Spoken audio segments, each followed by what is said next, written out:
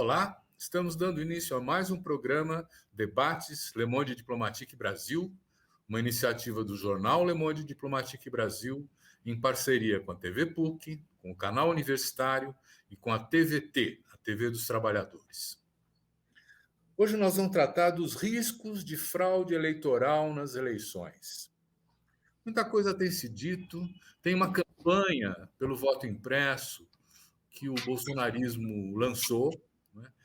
E nós temos, enfim, quer dizer, uma discussão toda sobre os limites daquilo que pode e daquilo que não pode ser divulgado, pesquisas eleitorais, fake news. Vamos entrar nessas discussões para saber como é que anda a questão dos riscos.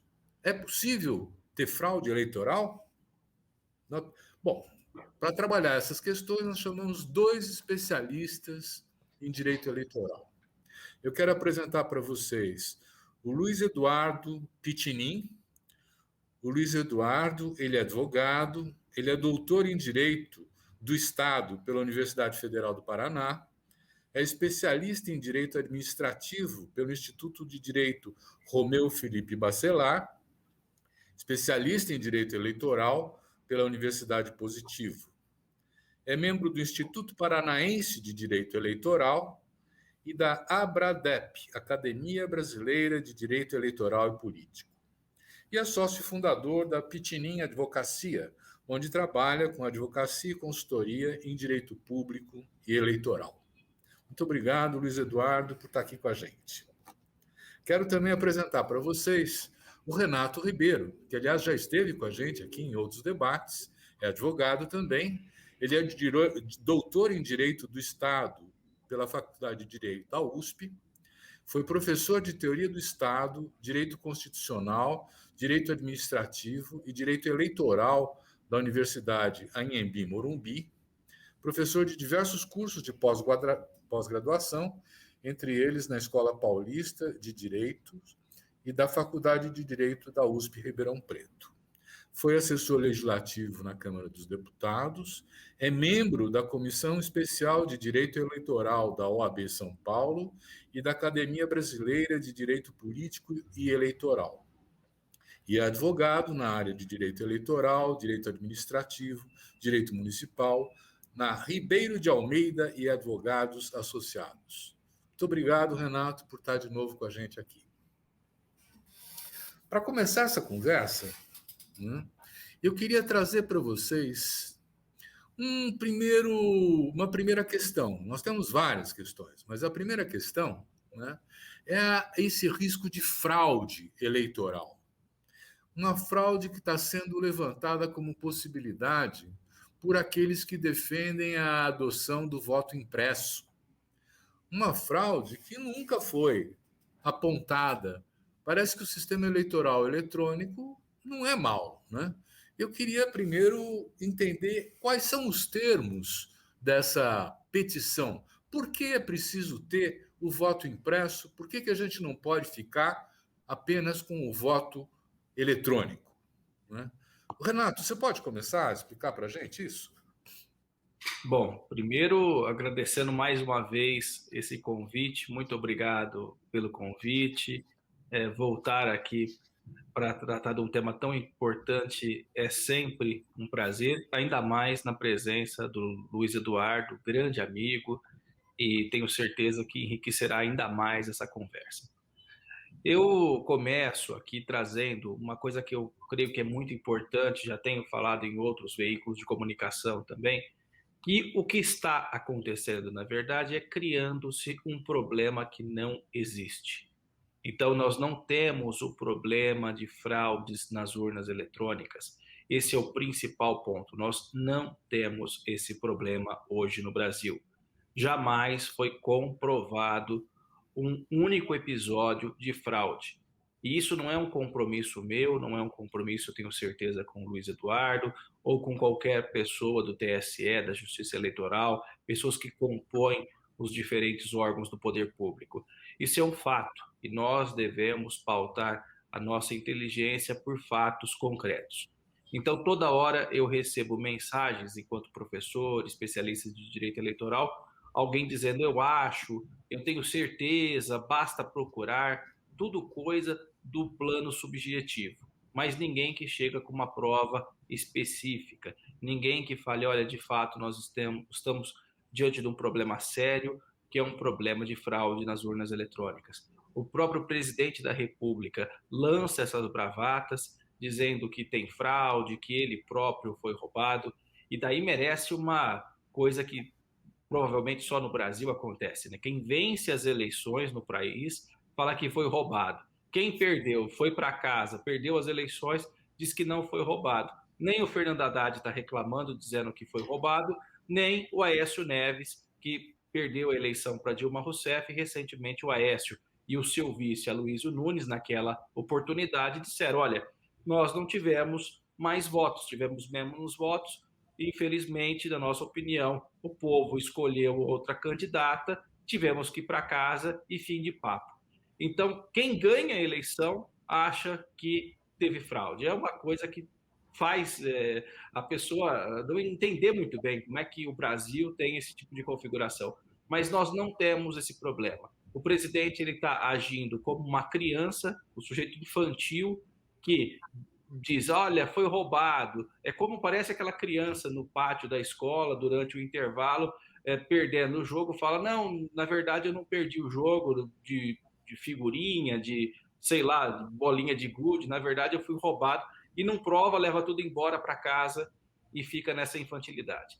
Então, nós não temos esse problema. Se nós tivermos esse problema, eu tenho certeza, eu, o Luiz Fernando e todos os outros seremos os primeiros que atuamos e militamos na justiça eleitoral de nos levantarmos contra o sistema atual. Nós não tivemos nenhuma vez esse tipo de comprovação. O próprio presidente deveria fazer um bem a si e um bem ao país todo, mostrando essas provas que, segundo ele tem, mas só ele sabe quais provas são e só está no poder dele. Mas ele não faz isso, ele só fala, eu tenho provas, fomos roubados, apresente essas provas. Mas, Luiz, não existe uma intenção por trás disso? Eu estou olhando para o Trump, por exemplo, nas eleições americanas. Ele diz que foi roubado e ele não apresenta provas também. E o pior de tudo é que existe uma pesquisa de opinião que é feita lá, onde uma parcela importante do eleitorado do Trump reafirma essa ideia, né? Olha, as eleições foram roubadas. O que a gente está olhando é cópia do que os americanos estão fazendo, o que está sendo tentado fazer aqui? Bom, Silvio, primeiramente agradeço a participação aqui, o convite, é uma honra para mim participar. Vou fazer uma pequena correção, Silvio, que também hoje muita gente mente no currículo, eu não quero ser acusado de estar mentindo no meu currículo. Eu ainda estou cursando doutorado, estou doutorando, logo ser doutor igual o doutor Renato, então eu agradeço que você me promoveu ao doutor. Eu sou mestre, estou cursando doutorado. Mas, Silvio, prosseguindo, né? Como você perguntou, eu Obrigado pela correção. Tranquilo, vamos lá. Senão teus espectadores vão me acusar aqui de mentir no currículo. Vamos lá, Silvio. Que nem o doutor Renato falou, né?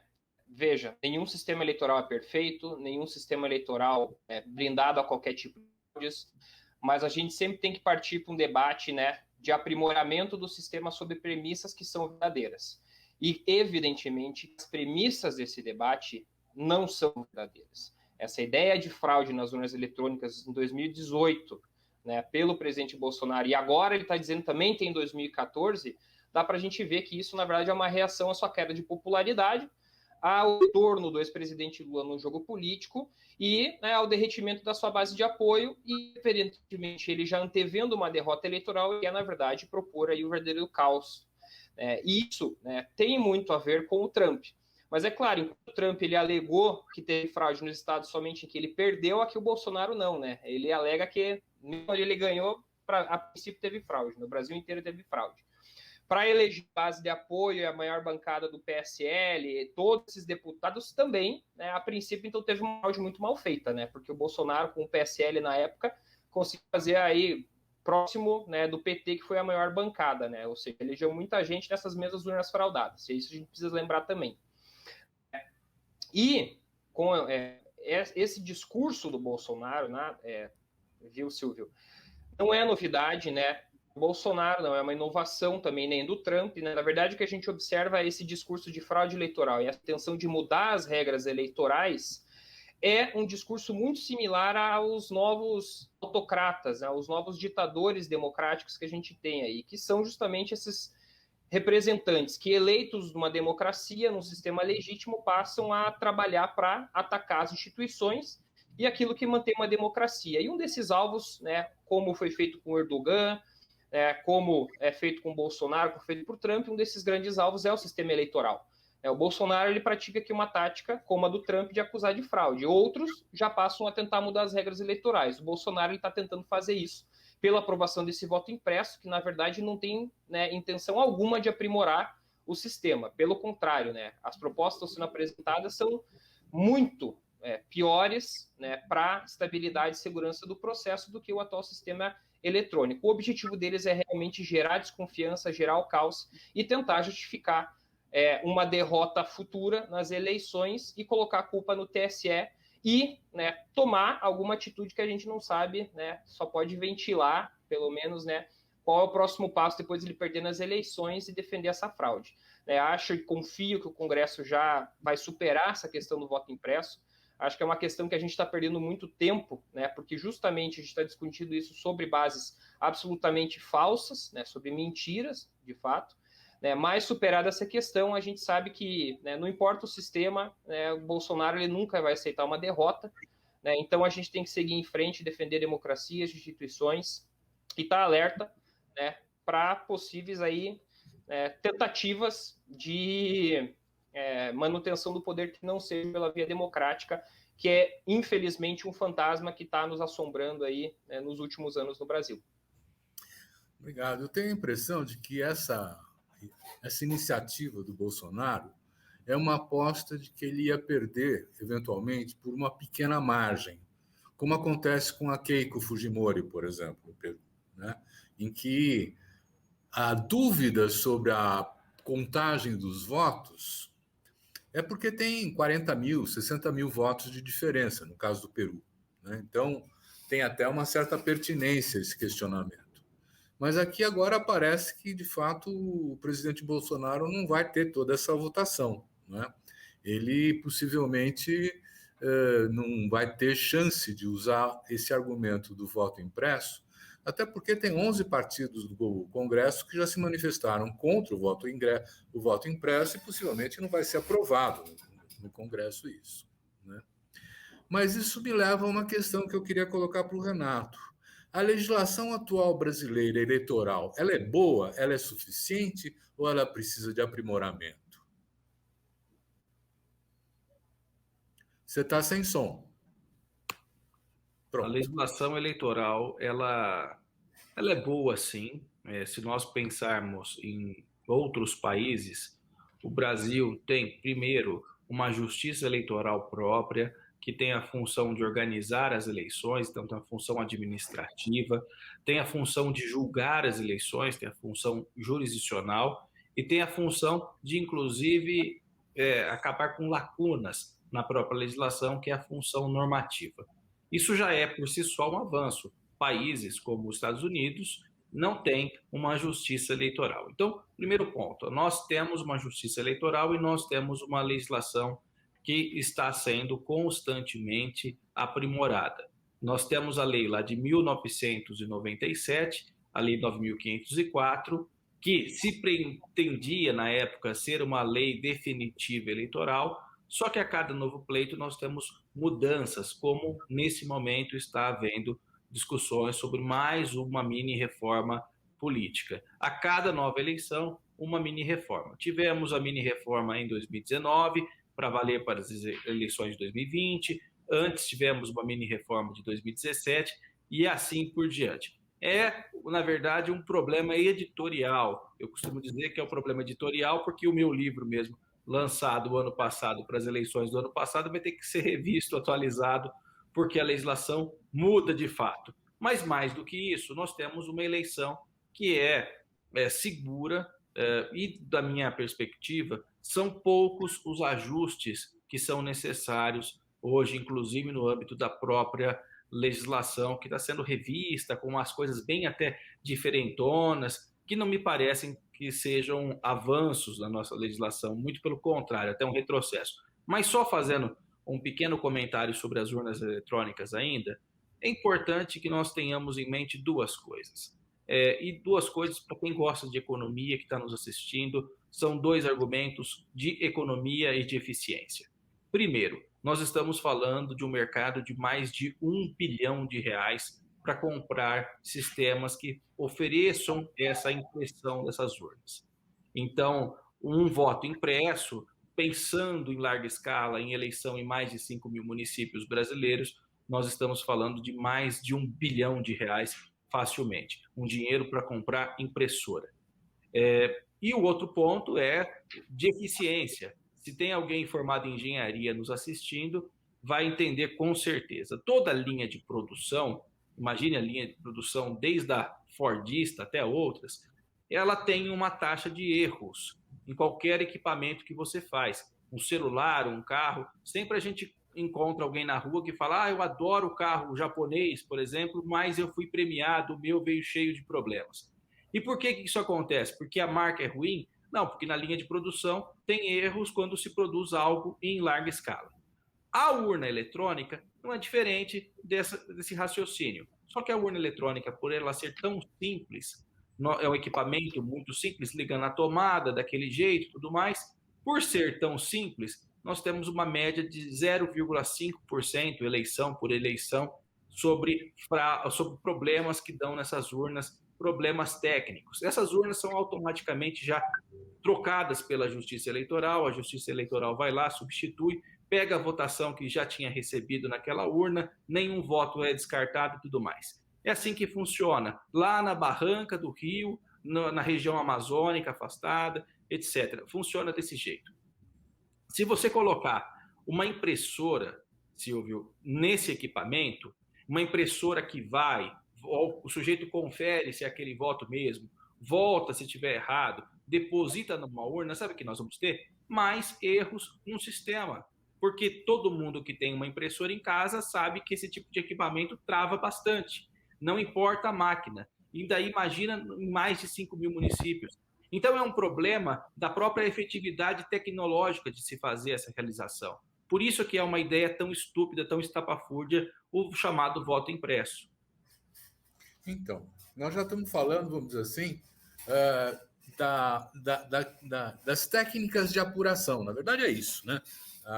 A urna eletrônica. Mas existe uma legislação também para inibir ilegalidades, para poder controlar o processo eleitoral de uma forma a que não haja alguém passando a perna no outro, de uma maneira irresponsável, ilegal, fora das regras do pleito, né? E eu queria me dirigir, então, ao Luiz Eduardo, no seguinte sentido, Luiz Eduardo. Quer dizer, as eleições de 2018, além do Jair Bolsonaro dizer que foram fraudadas, né? Quer dizer, elas têm hoje já elementos suficientes de informação por pesquisas tal, que dizem que milhões de mensagens de fake news foram disseminadas pelas redes sociais, pagas por empresários bolsonaristas, e que influenciaram de fato, né, milhões usando robôs, né, e que influenciaram de fato as eleições, né? Como é que a legislação eleitoral não se manifesta, passado já mais da metade do mandato de quem foi eleito naquela época? Vamos lá, Silvio. Se existem fraudes maciças no processo eleitoral hoje, a gente pode ter segurança de falar que essas fraudes não acontecem no processo de votação, elas acontecem antes. Elas acontecem justamente do jeito que você está falando. Acontecem pelo uso de dinheiro de caixa 2, compra de votos, uso da máquina, uso de meios de comunicação social de forma abusiva, e é nesse sentido que entra aí essa apuração do TSE em torno das fake news. Veja, né, essa ação ela foi proposta no final de 2018, até para partir de uma denúncia, né, da imprensa em torno desse financiamento escuso das fake news, né, e de discursos contra os opositores do Bolsonaro financiados por empresas. Aí a gente tem, né, o que a gente chama de um uso devido aos meios de comunicação entrelaçado com o abuso de poder econômico. Você está usando dinheiro de empresa, que é uma fonte ilícita, né, desde que o TSE decidiu, a empresa não pode contribuir com campanha eleitoral com partido. Você tem o uso de meios de comunicação de massa para veicular desinformação, para enganar o eleitor, ou seja, uma fraude na vontade do eleitor. Você engana o eleitor para que ele chegue no momento da urna e ele faça uma escolha fraudada no seu convencimento, né, por meio de notícias falsas, né, notícias ofensivas e tudo mais. A gente sabe que aconteceu isso. E, de fato, né, enfim, a gente está num ramo até, né, a gente costuma brincar, né, geralmente nas outras áreas os advogados estão sempre no embate com a justiça, sempre brigando com o tribunal, né, e no direito eleitoral a gente defende a justiça eleitoral, né, nós como advogados, apesar de a gente estar do outro lado do balcão, nós somos os maiores colaboradores e defensores da justiça eleitoral. Né? Mas, de fato, em 2018, também até porque a gente foi atropelado, né, e a justiça, infelizmente, ela ainda tem um tempo analógico em face do tempo digital, né, ela teve uma falha realmente de fiscalização de combate às fake news, né, que posteriormente a gente viu que tinha problemas e falhas que só agora em 2020 alguma delas foi corrigidas, né, como até mesmo criar canais de comunicação com as plataformas, chamar essas plataformas para colaborarem, mudarem as regras de disparo de mensagens, né, que em 2020 a gente já viu um refreamento, né, ainda claro que existe, isso ainda vai existir bastante, disparo de fake news, mas a gente já viu um certo aprimoramento. Agora, em 2018, a gente tem que reconhecer que realmente houve uma avalanche, né, ninguém conseguiu fiscalizar isso. Nós, como advogados, a gente fica até perdido, porque às vezes o cliente pede, olha, estão compartilhando, a gente entra com uma ação, consegue uma liminar, mas nesse tempo, por exemplo, a gente já tem mais 100 outras, né? A gente fica enxugando gelo, a gente fala. Então, sem uma colaboração das plataformas, a gente nunca vai conseguir fiscalizar isso previamente, né? Isso que o TSE, pelo menos, tem andado bastante desde 2020, a gente tem visto também que a preocupação deles é essa, trabalhar junto com as plataformas, para evitar justamente que a gente tenha o que aconteceu, que é ter que resolver depois um problema das eleições quando ela já acabou. E essa ação do TSE, ela tem agora também encaminhado, né, andar em conjunto com o inquérito das fake news no Supremo Tribunal Federal, né, porque se observa justamente que aquela organização empresarial de disparo de mensagens que foi usada para eleger o presidente Bolsonaro continuou sendo utilizada, agora inclusive de dentro do gabinete do Planalto, para, né, difamar adversários, atacar a democracia, o Supremo, o Congresso Nacional, né, e essas informações estão sendo compartilhadas. Inclusive, essa semana a gente já teve aí, né, novas informações que chegaram ao TSE, e o presidente vai ter que se manifestar no processo sobre essas novas informações. Infelizmente, a gente não tem detalhes sobre isso, porque muita coisa, né, os inquéritos das fake news estão em sigilo, né, então certas informações a gente não consegue acesso, mas está andando. Né. O problema é o TSE tomar essa medida drástica de cassar o mandato de presidente e, em conjunto, cassar o do vice também. Ou seja, se o TSE caça, a gente tem que ter novas eleições. Né? Em tese, a gente está no segundo biênio do mandato, teria que ser em eleição indireta pelo Congresso. Seria, basicamente, né, vamos dizer assim, né, um impeachment em dobro, porque vai caçar o vice, né, sem apoio do Congresso. E, para isso, é muito complicado o TSE tomar essa decisão traumática se não houver também um clima político por trás. Então, é muito difícil que o TSE tome uma decisão se não houver realmente clima político, né, para isso. É importante dizer também que, mesmo passado o mandato do presidente Bolsonaro, se o TSE não tomava decisão, eventualmente, por exemplo, o Bolsonaro perder as eleições no ano que vem, é possível que essa ação proceda para decretar a inelegibilidade dos envolvidos. Né? Mas, né, de fato, essa ação que tenta, na verdade, né, enfim, averiguar erros que já aconteceram e já foram consolidados, podemos dizer assim, está nas mãos do TSE, mas é muito difícil cobrar uma resposta do TSE, quando, na verdade, a gente observa que a base política do presidente ainda está bastante sólida, né? Mesmo pelos graves problemas que a gente tem enfrentado aí, a gente não observa, né, pelo menos uma atitude da Câmara dos Deputados de dar andamento nos processos de impeachment, que seria, digamos assim, uma medida mais menos interventiva do judiciário para corrigir os rumos da democracia. Então, assim, confiamos no trabalho do TSE, do Supremo de Investigações, mas é claro que a gente não pode esperar também que o TSE tome uma decisão conjunta. Eu acho que sem contexto político vai ser muito difícil o TSE tomar uma decisão, né, para caçar a chapa e chamar novas eleições, ainda mais com as eleições se aproximando agora de 2022. É meio estranho, né? Quer dizer, o próprio Arthur Lira, ele fala assim, não tem circunstância para encaminhar os pedidos, os 120 e tantos pedidos de impeachment. Não tem circunstância. Você acaba de dizer, não tem mobilização política. Renato, a lei só vale quando tem gente mobilizada? Você está sem som. Desativei aqui para não ficar ruídos do meu computador. Não, a lei não só vale quando tem mobilização popular. Acontece que nós estamos hoje numa exibição tão grande que nós temos que ver a pressão que sofre o próprio STF. É uma vergonha isso que acontece no Brasil, ministro do Supremo Tribunal Federal sendo constrangido em sua residência, em sua casa, às vezes até no exterior, o sujeito está lá com a família, porque no Brasil ele sofre todo tipo de ataque, e daí no exterior ele também sofre ataques quando encontra com algum brasileiro e tudo mais. Recentemente isso aconteceu com o ministro Lewandowski, aconteceu com o ministro Gilmar Mendes, ou seja, são pessoas, são seres humanos que estão com o poder decisório, mas que sofrem ataques. E nós temos esse problema, é um problema que é recorrente. E daí nós temos que ter provas robustas. O que acontece? Esse inquérito das fake news, ele comprova uma série de questões que não estavam anteriormente presentes no processo para se caçar um presidente da República. E para se caçar um mandato no Brasil, é necessário que você tenha provas robustas e um processo muito bem instruído.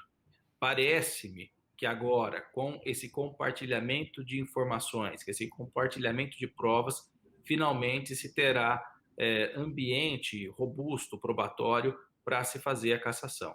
Então, eu acho que é importante se colocar isso. Por mais que nós saibamos de muita probabilidade da ocorrência desses disparos em massa, isso tem que estar presente nos autos. E é um tipo de delito, é um tipo de delinquência que é difícil de ser comprovada processualmente. Se você não comprova processualmente, como é que você tem legitimidade para cassar o mandato de um presidente da República, até então eleito legitimamente? Então, essa é a questão. Em se tratando do Congresso, ainda o Bolsonaro tem uma base de apoio. Eu digo isso sempre, os impeachments, por serem um tipo de julgamento político, ele tem muito menos a ver com questões de crime de responsabilidade, etc., etc., e muito mais a ver com apoio político. Costumo dizer, a Dilma Rousseff não sofreu impeachment por ter sido desonesta, qualquer coisa que o valha, até porque os inquéritos contra ela depois foram arquivados, tudo foi arquivado.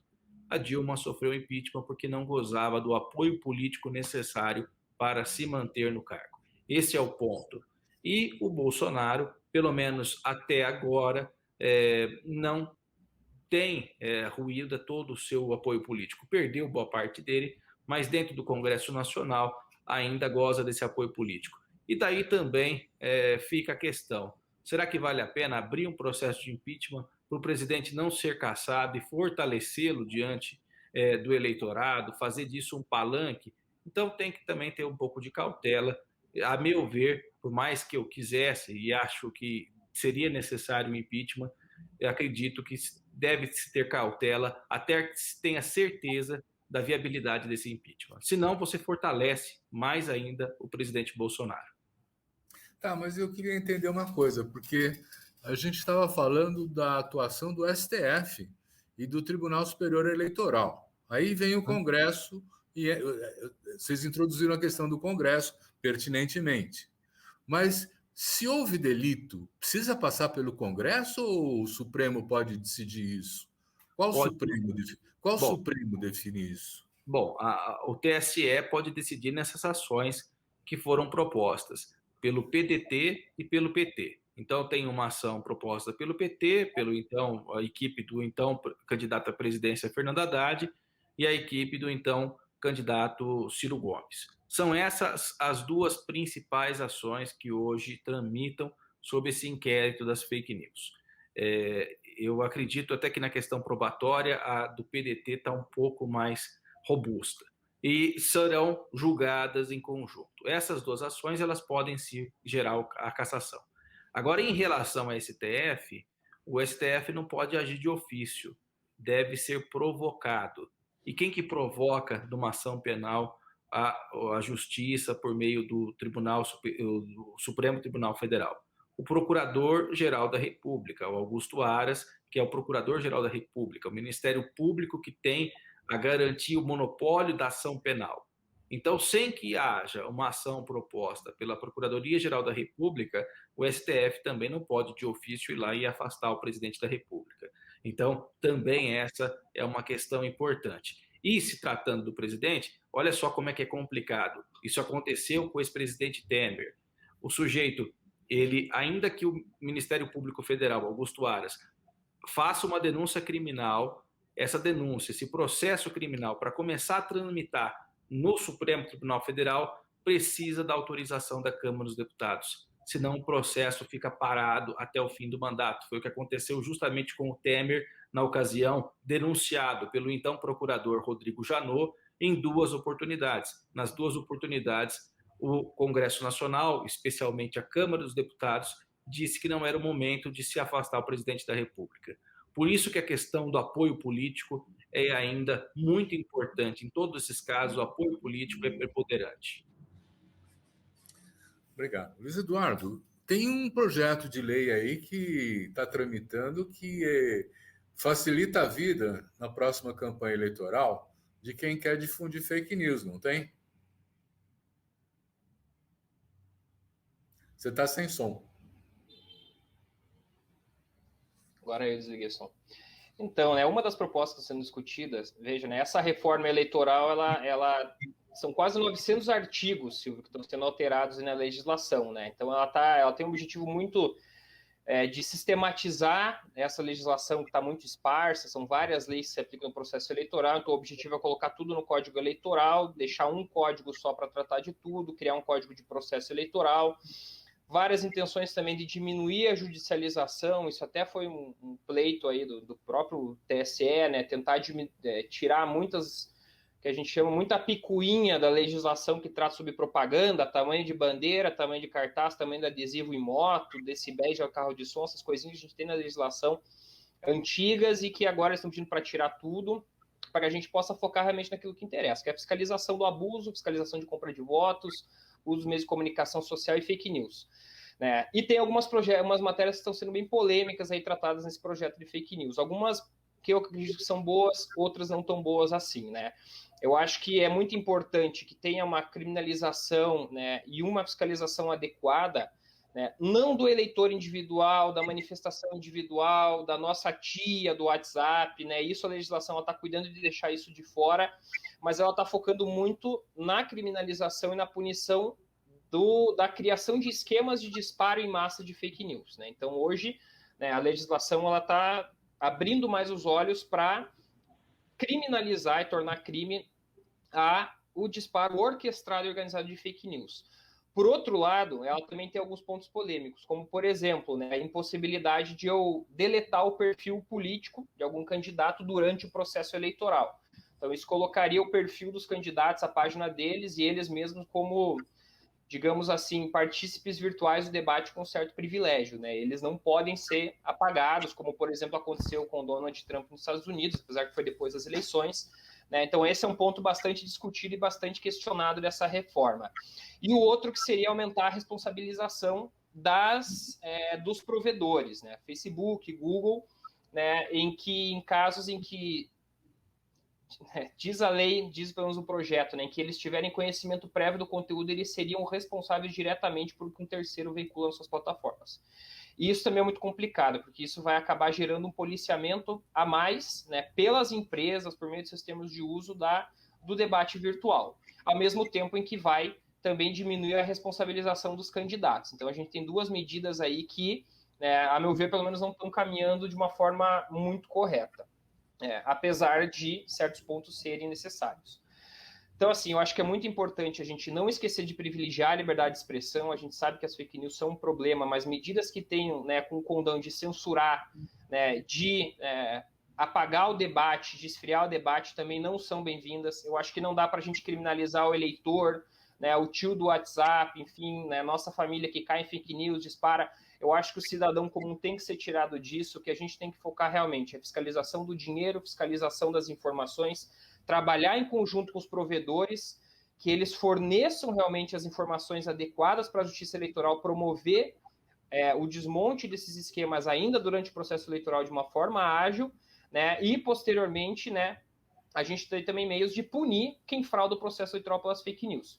Com certeza, hoje a gente já tem uma virada, né? Enquanto está muito arriscado você comprar o voto do eleitor de uma cesta básica, porque isso você consegue comprovar com uma testemunha, por exemplo, né?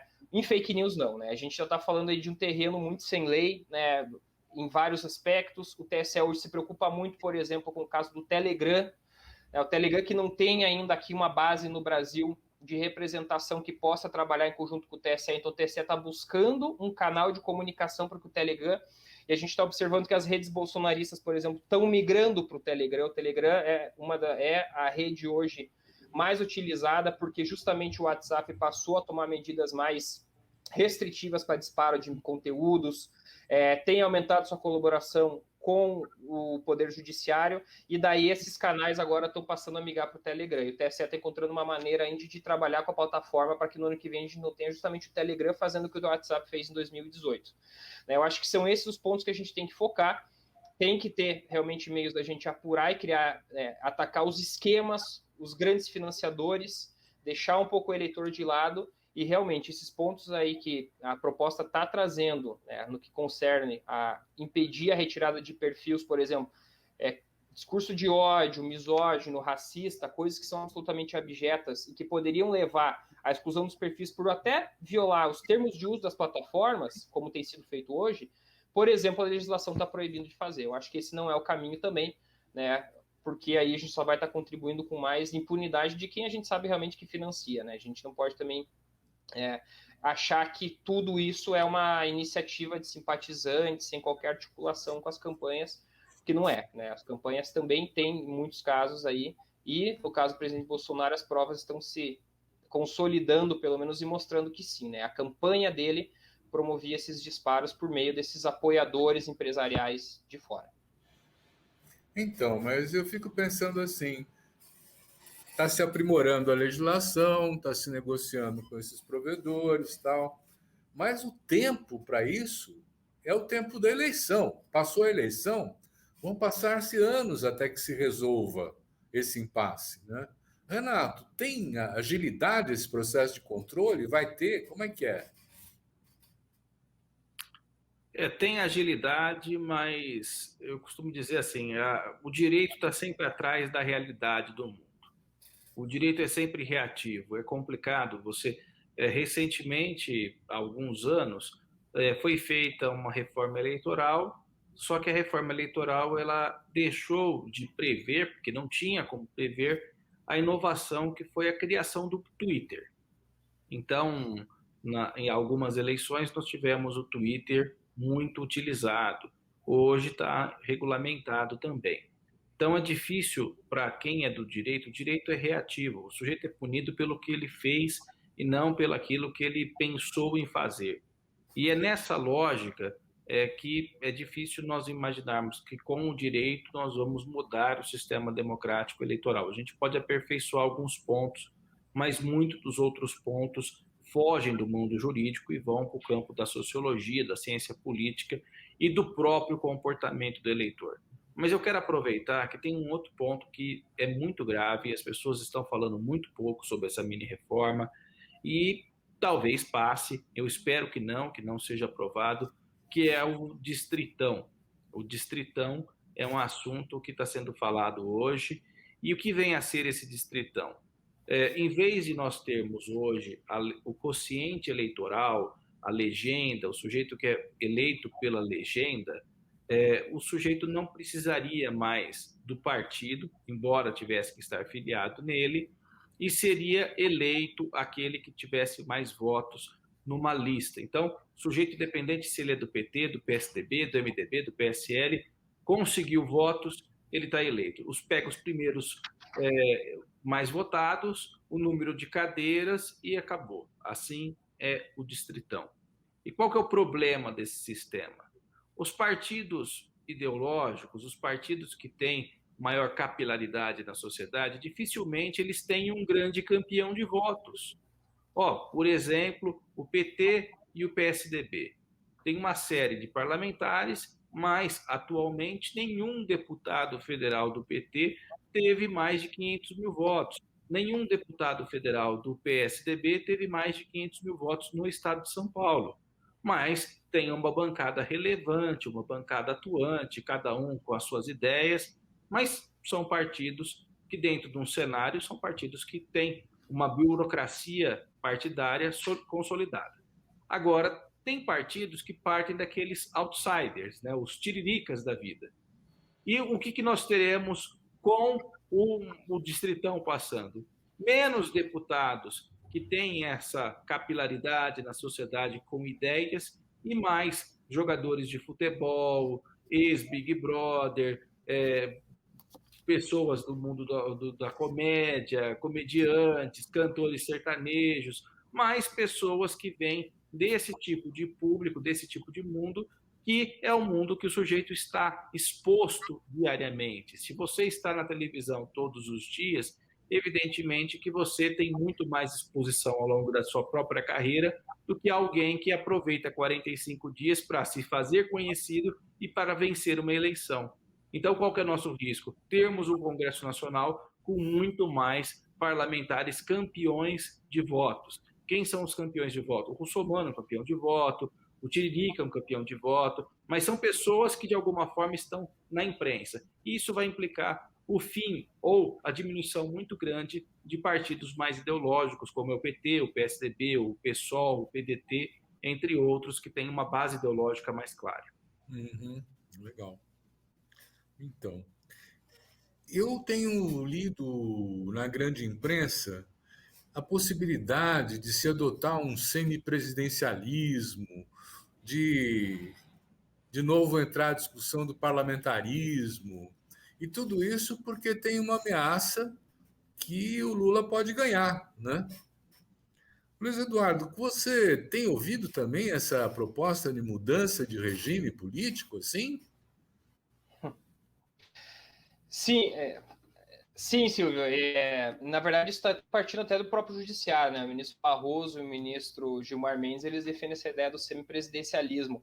E eu acho que é mais uma tentativa de consertar a política por meio da lei, das reformas, entendeu? Como se a política não fosse feita de representantes de seres humanos. Política não é instituições, as instituições não fazem milagre, a lei não faz milagre. Quem faz a política, a democracia, são pessoas de carne e osso. Acho que antes de resolver o sistema, a gente tem que, compreender e trazer o povo para decidir junto, eu acredito. Eu acho que democracia só se resolve com mais democracia. E a gente tem que saber reparar os problemas que existem no nosso sistema, em vez de a gente querer reventar a roda a cada 4, 5 anos. O debate do parlamentarismo veio muito ali no impeachment da presidente Dilma, porque os motivos jurídicos, as razões jurídicas sempre foram muito frágeis, hoje se demonstram mais frágeis ainda em relação à dita pedalada fiscal. Se perguntar para qualquer um do povo por que a Dilma foi empichada, todo mundo vai falar, não, é incompetente, roubou, mas ninguém sabe o que roubou, ninguém sabe o que é pedalada fiscal, e, na verdade, como o Renato falou, ela foi derrubada simplesmente porque ela não teve, digamos assim, o voto de confiança do Congresso para terminar o mandato, que é uma medida muito comum no parlamentarismo. Você dá mais poderes para o parlamento para retirar um governo por baixo apoio popular ou por insucesso na administração, de uma forma legítima, digamos assim, para você não ter que tomar uma medida traumática como o impeachment e não ter que tirar da cartola ou inventar um crime de responsabilidade e ainda por cima você também deixar muito poder na mão do presidente da Câmara, como é o cenário atual. Então, os regimes parlamentarista, digamos assim, seria aí para grande parte essa solução. Mas lembrando que a gente já rejeitou o parlamentarismo no Brasil, e não foi há 2.000 anos atrás, foi ali em 93, então a população já rejeitou isso. Eu acho que é muito complicado a gente trazer soluções também de fora do Brasil, da Europa, enfim, como a gente costuma fazer para dentro do Brasil, sem considerar as nossas peculiaridades históricas, culturais. O Brasil é um país historicamente presidencialista, um país que historicamente, culturalmente, tem essa, digamos assim, tradição democrática de eleger uma figura como presidente, que é aquele que encarna, né, o poder de decisão central, né, e, né, de novo, são medidas que já foram rejeitadas anteriormente. Eu não acho nunca que uma reforma, uma mudança de sistema vai consertar a política, vai consertar a democracia. Né? Quem tem que consertar a democracia é o povo. A gente também tem que lembrar que a gente tem direito de errar, né? Eu acho que faz parte do processo de amadurecimento democrático. Né? A gente pode também colocar, né, achar que a gente pode jogar água suja com a criança fora também. Não acho que é assim. Acho que o nosso sistema político tem muitas vantagens. Acho que o voto proporcional, como o Renato estava falando, é muito bom. Inclusive na teoria política, enfim, nas democracias mais consolidadas do mundo, o voto proporcional é o adotado. O voto do distritão, né, não é adotado por quase ninguém no mundo, é adotado em microdemocracias, democracias muito questionáveis. Né? Essas reformas vêm muito mais para atender certos interesses e certos vieses de momento e para apagar certos incêndios que estão acontecendo, do que realmente se preocuparem em trazer uma maturidade a longo prazo. Né? A gente tem que pensar sempre reforma como a longo prazo. Não acho que o nosso problema da democracia seja o sistema presidencialista, por assim dizer, até porque nos últimos anos a gente tem que lembrar, né, o parlamento, né, tomou um papel de protagonista muito maior do que era, por exemplo, até o primeiro governo da Dilma Rousseff e do ex-presidente Lula. A gente tinha antes um parlamento muito mais cooptado, muito mais alinhado ao governo, né, uma oposição muito mais com pouco poder, né, e um poder de negociação muito menor do que tem hoje. Eu acho que hoje o Congresso a gente tem que reconhecer que o Congresso é partícipe do governo, assim como é o presidente Jair Bolsonaro. Né? Então, também é um compartilhamento de responsabilidades, e é assim que, pelo menos, eu vejo essa questão. Talvez o Brasil tenha passado aí por um processo, né, de erros, né, de percalços difíceis, é um momento difícil, né, e a gente tem que ter esperança de que isso tudo, na verdade, foi um momento de aprendizado. Né, e quem sabe a gente possa superar isso. Mas eu acho que é muito complicado também a gente tomar certas decisões que têm efeitos a longo prazo num momento de extrema turbulência, né, de extremo risco, como a gente está fazendo agora. Acho que talvez para os próximos anos, vamos fazer um debate, né, mais maduro sobre aprimoramento do sistema de votação, sobre o sistema eleitoral, com mais prazo, e não querer ficar aprovando reforma afogadilho para tentar resolver os problemas que são aí muitas vezes imediatos e que logo a gente pode, quem sabe, resolver eles. Né? Eu acho que não é o momento acima de tudo. Nós estamos chegando já ao final do nosso tempo. Passa rápido o papo, ele está interessante, e nós temos 2 minutos para cada um de vocês. E eu queria trazer uma coisa que o Luiz Eduardo sinalizou, mas que nós não discutimos. Né? Quer dizer, é o povo que muda as coisas na democracia. Mas nós temos um Congresso que supostamente representa o povo. Mas lá só tem homem, branco, empresário, mais velho. Não é? Então eu queria colocar para vocês assim, como enfrentar esse conjunto todo de discriminações? É com cotas para mulheres, para negros, para a população indígena? Como é que vocês veem? Tem países que impuseram as condições de que metade do parlamento é mulher, metade do parlamento é homem. Aqui não é assim. Eu queria que o Renato começasse falando esses seus 2 minutos, Renato, dando a sua opinião sobre isso, e depois a gente passa para o Luiz Eduardo. É muito importante que o nosso parlamento mude, né? Nós temos aí uma subrepresentação de negros, uma subrepresentação de mulheres. Então, embora as mulheres sejam a maior parte da nossa população e os negros sejam a maior parte da nossa população, poucos são os parlamentares negros e poucas são as nossas parlamentares. Como é que muda isso? Muda por cota, sim, muda por combate às candidaturas laranja. Eu tenho dezenas de ações na justiça combatendo essas candidaturas laranja, e muda também por uma mudança cultural. É claro que as cotas são importantes, é claro que se exigir que nós tenhamos entre candidatos de uma legenda pelo menos 30% de mulheres é importante, mas mais importante de tudo isso é uma mudança cultural. Essas pessoas que estão lá no Congresso Nacional são pessoas que foram eleitas. Então é necessário que nós, enquanto cidadãos, comecemos a votar cada vez mais em negros, em mulheres, a despeito do que vem a dizer a legislação. O direito, ele consegue mudar algumas coisas, mas ele não consegue mudar tudo. Será impossível, pela norma jurídica, simplesmente transformar o Brasil, chegar no Brasil que nós queremos. É importante que haja essa conscientização. As pessoas precisam votar em pessoas que, de fato, representam a maior parte da população. Obrigado. Luiz Eduardo.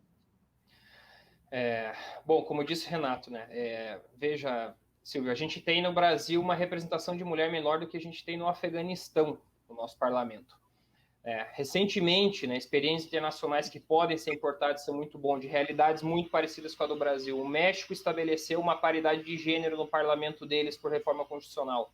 A Constituinte, que está sendo feita agora no Chile, também, né, sem uma reforma, sem pelo menos algumas medidas que a gente consiga dar um empurrão inicial para que o parlamento seja mais representativo da sociedade, de fato não tem como esperar que anos e séculos de história de oligarquias políticas se reproduzindo, simplesmente elas deixem de existir, elas comecem a abrir espaço voluntariamente. O TSE atuou muito bem nos últimos anos ao estabelecer cotas para dinheiro, para tempo de TV, para negros e mulheres, e acredito que seja um próximo passo necessário do Congresso Nacional estabelecer uma cota mínima de representatividade para as mulheres.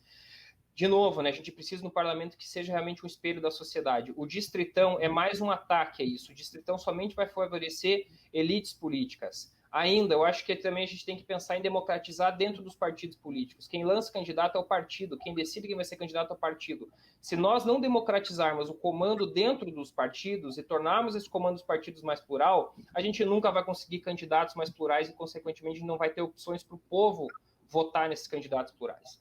Então, acredito que a gente tem, assim, que dar determinados empurrões para aprimorar o sistema. Eu acho que um dos aprimoramentos que é mais fundamental é dar mais voz, dar mais espaço e tornar o nosso parlamento mais plural, como é a sociedade brasileira. Realmente, eu acho que muitos dos problemas do Congresso a gente tem que reconhecer, né? Quem elege o Congresso é o povo. Então, assim, quem colocou esse pessoal lá é nós também, mas evidentemente que a gente tem que ter certas contrapartidas para que o povo tenha acesso maior a novas candidaturas, a novos nomes, e acho que o sistema proporcional, em comparação com o distritão, tem muito mais vantagem nesse sentido do que qualquer outro. Então, sou um grande apoiador, sim, dessas medidas. Esperamos que nas próximas eleições a gente tenha um sistema mais democrático nesse sentido, mais plural, que a gente tenha um reflexo nisso na próxima legislatura, no próximo mandato. Muito bom. Eu quero agradecer muito ao Renato Ribeiro, ao Luiz Eduardo Pitinin, a sua participação. Acho que foi super esclarecedora. Acho que ajudou a gente a ter uma opinião a respeito da questão dos riscos de fraude eleitoral, de fake news. E quero agradecer também a você que nos assiste. Dizer que semana que vem tem mais. Obrigado.